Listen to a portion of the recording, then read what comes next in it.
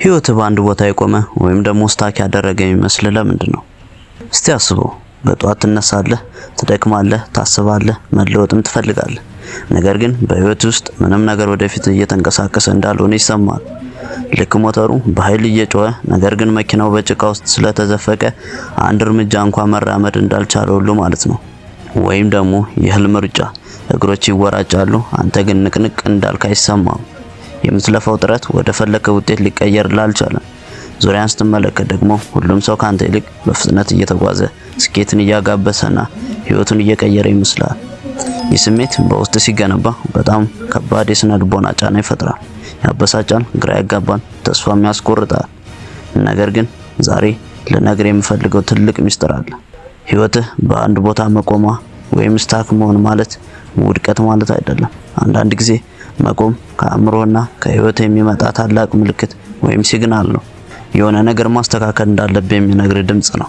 ይህን መልእክት በትክክል ተረድተህ ስትተገብረው ደግሞ የቆመች ህይወትህ በታላቅ ፍጥነት ወደፊት መገስገስ ትጀምራለች። ዛሬ ህይወትህ በአንድ ቦታ እንድትቆም ያደረጓትን አራት ዋና ዋና ምክንያቶች በጥልቀት እንመረምራለን። ምክንያት 1፣ በአእምሮ ውስጥ ከመጠን ያለፈ ጩኸት ተሸክመሃል። ይህም ሜንታል ኖይዝ ይባላል። የመጀመሪያውና ትልቁ ምክንያት በአእምሮ ውስጥ ያለው መጨናነቅ ነው። በጣም ብዙ ሀሳቦች፣ ምላሽ ያላገኙ ስፍር ቁጥር የሌላቸው ጭንቀቶች፣ መወሰን ያለብህ ግን ወደ ኋላ የገፋቸው ውሳኔዎችና ሁልጊዜም ትኩረትን የሚሰርቁ የቴክኖሎጂና ማህበራዊ ሚዲያ መዘናጋቶች አእምሮን ሞልተውታል። ግሬግ ማክዊን ኢሴንሻሊዝም በተባለው ታዋቂ መጽሐፉ ላይ አንድ አስደናቂ እውነት ያስተምረናል።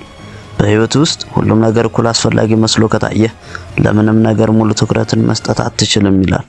አእምሮ ልክ እንደ ኮምፒውተር ፕሮሰሰር ነው። በአንድ ጊዜ 50 ዊንዶ ከፍተህ እያንዳንዱ ስራ በአንዴ ለመስራት ከሞከር ኮምፒውተሩ ፍሪዝ ያደርጋል ወይም ይቆማል። አንተም ላይ ሆነው ይህ ነው።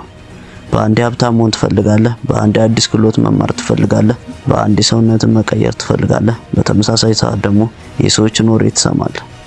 ያላስፈላጊ ጩኸት አእምሮን ያደነዝዘዋል። ህይወትን ወደፊት የሚያራምዳት ግልጽነትና ትኩረት ብቻ ነው። ጩኸት ግን በአንድ ቦታ አስሮ ያስቀራል። ስለዚህ መጀመሪያ የምትፈልገውን ወቅ፣ አስፈላጊውን ስራ አስቀድም። ስኬት በአንድ ጀንበር እንደማትገነባ ጠንቅቀህ ወቅ። በሂደት ወይም በፕሮሰስ መን። ጣሊያኖች እንደሚሉት ሮም በአንድ ቀን አልተገነባችም። ሁለተኛው ምክንያት ፍጹም እርግጠኛ የምትሆንበትን ጊዜ እየጠበክ ነው። ዌይቲንግ ፎር ሰርቴኒቲ ይሉታል። ሁለተኛው ምክንያት ብዙዎቻችንን እድሜያችንን ሙሉ በአንድ ቦታ የሚያስረን ሰንሰለት ነው። እርሱም እርግጠኝነትን መፈለግ ነው። አዲስ ስራ ከመጀመር በፊት፣ የህይወት መስመርን ከመቀየር በፊት ወይም አዲስ ነገር ከመሞከር በፊት 100% ስኬታማ እንደምትሆን የሚያረጋግጥልህን ዋስትና ወይም ጋራንቲ ትፈልጋለህ።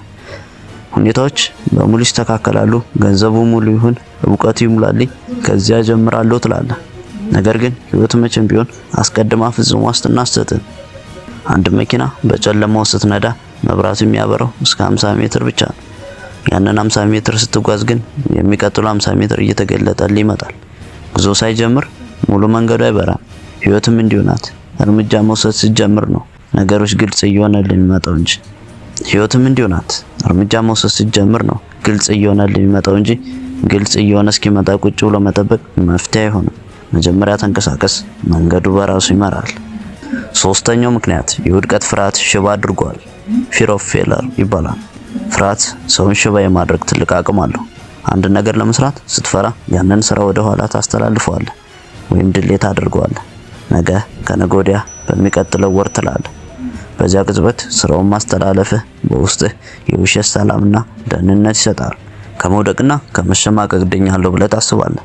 ነገር ግን ይህ ጊዜያዊ ደህንነት ውሎ አድሮ ወደ ከባድ ጸጸት ይቀየራል። አዲስ ነገር መሞከር አደጋ ወይም ሪስክ እንዳለው የታወቀ ነው። ምናልባት ልትወርቅ ትችላለህ።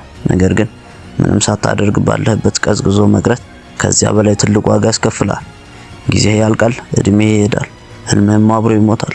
ከመውደቅ መፍራት በላይ ካለበት አለመንቀሳቀስ ሊያስፈራ ይገባል። አራተኛውና የመጨረሻው ምክንያት በአካልም በአእምሮም ዝላል። you are exhausted። አንዳንድ ጊዜ ህይወትህ በአንድ ቦታ የቆመችው ሰነፍ ስለሆንክ ወይም ጥረት ስላነሰ አይደለም። ይልቁኑ ውስጣዊ ጉልበትህ ሙሉ በሙሉ ስለተሟጠጠ ወይም ድሬን ስለሆንክ ነው። አንተ ሳታስበው በስሜት ደክመሃል፣ በአእምሮም ተጭነሃል። ለረጅም ጊዜ ያለ እረፍት ስትጨነቅ፣ ስትሮጥና የሰዎችን ሀሳብ ስትሸከም ከቆየ በኋላ አእምሮ ራሱን ለመጠበቅ ሲል የስራ ማቆም አድማ ያደርጋል። ያኔ ምንም የማድረግ ፍላጎት ያጣል። ይህ በሚሆንበት ጊዜ ራስን አትውቀስ። እረፍት ማድረግ ማለት እጅ መስጠት ወይም ስራ ማቆም ማለት አይደለም። ልክ በአንድ ውድድር ላይ እንደሚሮጥ አትሌት አስቡ። መሃል ላይ ቆሞ ውሃ የሚጠጣው ውድድሩን ስለጠለው ሳይሆን የቀረውን መንገድ ይበልጥ በጠንካራ ጉልበት ለመጨረስ እንዲችሉ ነው። አእምሮህና አካልህ እረፍት ሲያገኙ ውስጣዊ ተነሳሽነት በራሱ ጊዜ ይመለሳል።